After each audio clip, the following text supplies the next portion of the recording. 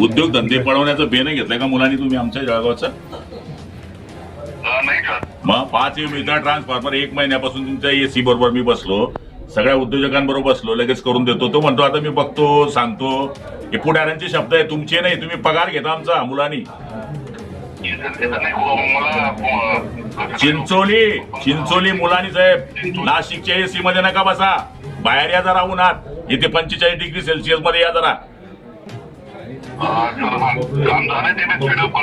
थोडे काम झालंय, तो आता म्हणतो काम नाही झालं, तुम्ही म्हणता काम झालं. तुम्ही फॉलोअप तरी केलाय का? सीई ना तुम्ही, नाशिक विभाग आहे तुमच्या ताब्यात. अहो तुम्हाला MIDC तर कळलं पाहिजे ना. नाशिक विभाग तुम्ही का बेन घेतलंय का उद्योग पळवायचे जळगावचे? तुम्ही आता उद्या इकडे या, उद्या इकडे या, मी उद्या इथे. अहो मुलांनी इकडे या उद्या. तिकडे पंख्यातून नका बोला.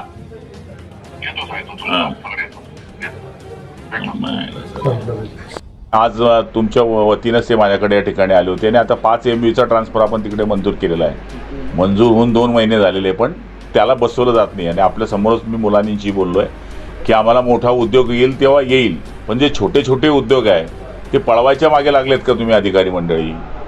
तर मला तरी असं वाटतं की ते 5 MBचा प्रश्न लवकर सोडण्याकरता आम्ही कटिबद्ध आहोत आणि लवकरात लवकर 2 दिवसाच्या आत आम्ही ते काम करण्याचा प्रयत्न करणार आहोत. महावितरणच्या अधिकाऱ्यांची नेहमीच मुजोरी पाहायला मिळते, आपल्याकडे नेहमीच दुर्लक्ष केलं जातं स्थानिक उद्योग. निश्चितपणाने ते नाशिकमधून राज्य चालवतात, तर त्यांनी इकडे आलं पाहिजे. मी त्यांना सूचना पण दिली आहे की तुम्ही उद्याच्या दिवशी जळगावमध्ये या, आणि जर हे छोटे उद्योग इथून गेले तर जळगावमध्ये काहीच राहणार नाही.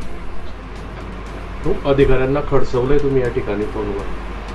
खडसवलं नाही, ही भावना आहे.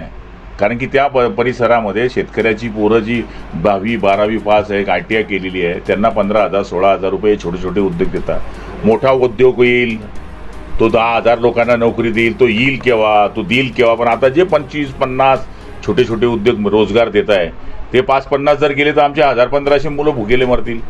म्हणून आम्ही त्यांच्या पद्धतीने त्यांना खडसवून बोललेलो आहेत. आणि काय हरकत आहे की जर काम होत नसेल तर मग शांत बसून कसं चालेल?